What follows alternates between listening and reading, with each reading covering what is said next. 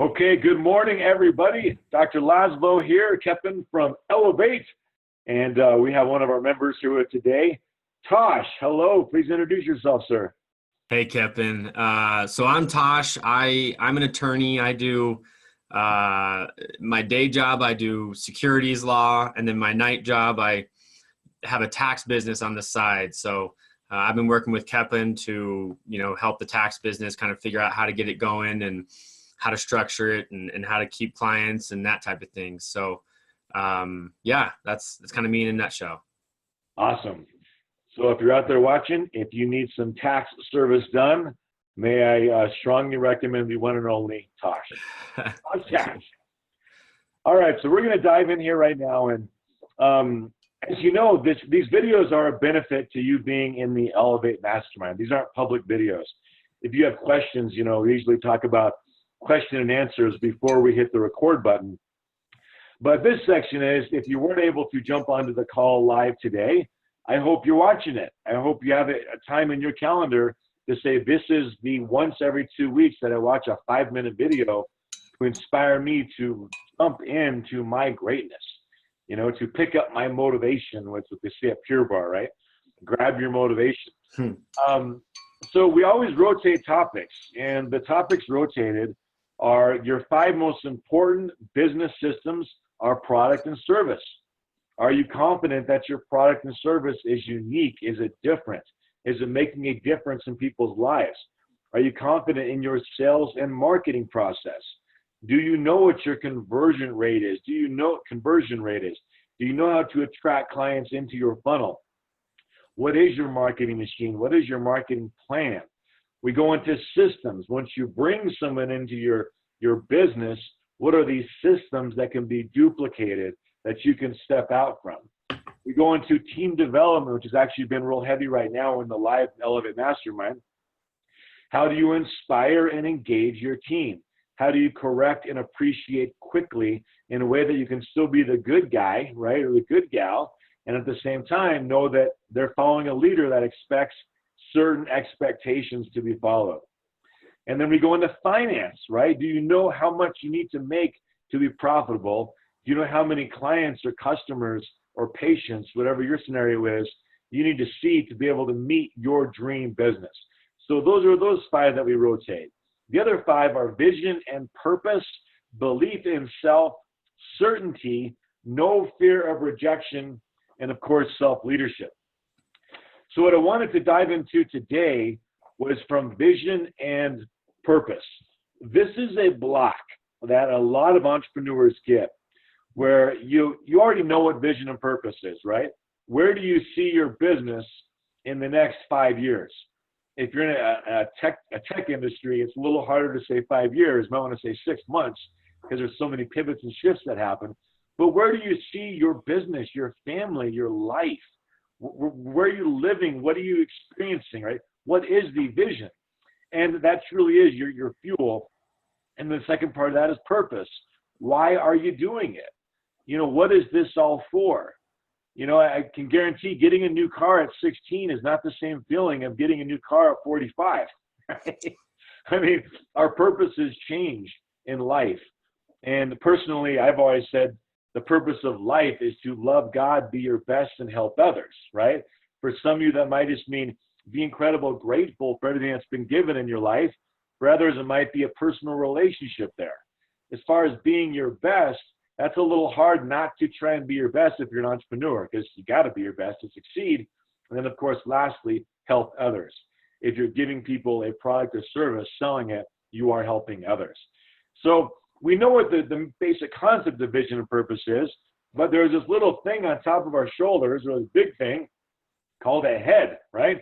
And Tosh, to ask you, would you say that sometimes our head can get in the way of our vision and purpose? Always.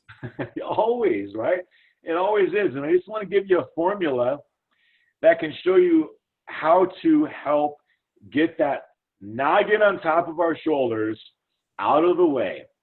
And typically, a lot of us are taught to be right. I like to be right. I've learned I don't have to be right, but I sure like to be right. Tosh, do you like to be right? I am right. Yeah. So is that right or right? Right? Is that right or right? Yeah. So we all have that, especially as strong driven entrepreneurs. Of course, we like to be right. But the humble entrepreneur, I think, has a better shot at success. And real quickly, when I say humble, my definition of humble is harnessed power. You may have heard me say that before. If someone's a black belt in jujitsu, 99% of the time, they're going to be the nicest person in the room. But if you were to strike them or go after them, you're going to learn really quickly, hey, don't mistake their kindness for weakness, because they've got this harnessed power, but they're humble enough to know how hard it took to get there, how hard it took to have that security. Right? Tosh, you've been in jujitsu, you know what I'm saying, right? Yes. Yeah. Some of the best ones, I agree, are the nicest and most confident. Absolutely. So that humbleness, that harness power, here's what I mean by that. If we don't have to be right, we're going to learn a lot more. But here's the caveat, the caveat. It's not about being right or wrong in our opinions, okay? We can all have opinions, that's fine. But truly it's about, is our current thought process lining up with the way more successful people think about it? So let's say I would just say, hey, it's really important to have a vision where you don't have to work inside your business if you don't want to. And right away, depending on your level of business, your thought's going to say, okay, he did it. I know a lot of other successful entrepreneurs that have done it. Okay, that feels a little uncomfortable, but I'm going to think that way. Or does the other side kick in and say, no, I'm going to do it all myself. I'm the best one that can do it, and no one's going to do it better than me, and I really enjoy what I do anyway. Well, that's fine. I'm not saying that's even a wrong thought process, but sometimes it's a really good key to stay in that humble entrepreneur to say, if you want to have what other people have, you got to think the way other people think. And it just doesn't work the other way.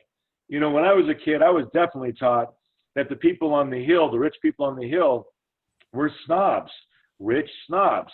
That's what we said when we were kids walking around. Oh, Snob Hill, we called it. And you just can't refer to rich people as selfish, disrespectful, rude if you want to be one of them, right? And that's like the most obvious thing I can think about in this example. So if you like where people are going around you, that's key number one. If you like that, then you got to think the way they think. If it's not, be 100% willing and coachable to a different way. That's what it means to be humble in that harnessed power. It may feel uncomfortable, but if you know that, well, wait a minute, this person has six-pack abs and a chiseled chest, and their nutrition and exercise program, that's what they do. You start to feel all those programs come up against that, and like, well, wait a minute. Maybe I should try and think that way so I can have what they have. The concept of being right is a dangerous one. Like, let's take a bum, for example. A bum is 100% right that he's broke. I mean, totally broke. He's right. But yet you take an immigrant from a third world country that comes over here and looks at that bum and says, are you serious? I mean, look how rich you are. You get free food 3 times a day. You're not rich. You're not broke. You're rich. Well, who's right? Right? They're both right. They're both right based on their perspective. So thought and fixed thoughts must line up with the success you want. The best mirror for that is to think like the people that have what you want. That's why I love to have conversations with people that are level 10s in the areas of their life where I'm struggling. Because I just like to see what they say, the words they use, their perspective on things, because I know the way they're thinking is what got them to what they have. Now, think of the way successful people think and have what successful people have. It's going to be uncomfortable. It's supposed to be. Is it worth it? Yes. Okay. Sometimes you just got to surrender to this process called elevation, right? Self-growth, moving forward. And a big part of that is knowing that sometimes you're going to be right, sometimes you're going to be wrong. Who cares? Move forward. Even if you're right, just, learn from the experience, move forward towards the person that, or people that have what you want. All right. Tosh, any thoughts on that inspire anything for you there? Yeah, I mean, there's a lot of things in that. I think really the key point, the key takeaway for me is to continue, you don't have to be right, but to continue to find people who are, right, if you will, or really experts, or as you describe them as level 10 in areas where you are not, and so whether that be sales, whether that be marketing, whether that be structure, organization, vision, whatever that is, each person is going to be different. I know I have my strengths and my weaknesses. And so if you can just, identify those weaknesses and find someone who's good at them to, tell you how they approach it. And as you said, how they talk about it and think about it, super helpful. Absolutely. Yeah. And the whole mirror image of that is when you get that really strong thought, when you're talking to somebody that has that level 10 and you get that really strong thought, like, oh, I wouldn't do it like that. That's what you want to pay attention to, right? Yeah. Yeah. Yeah. Cause that's what, as soon as you feel that, it's like, oh, is that a fixed thought? And look, are there more than a couple ways to skin a cat? Sure. But it's a heck of a lot easier to model somebody who's been there. So, all right, guys, elevate yourself this week. Stay inspired. And remember, if you're feeling uncomfortable when you're getting coached, especially, you're growing. You're pushing through the resistance. Only think thought processes that line up with your ultimate vision. All right, we'll talk to you guys soon. Thanks, Kevin. Thank you.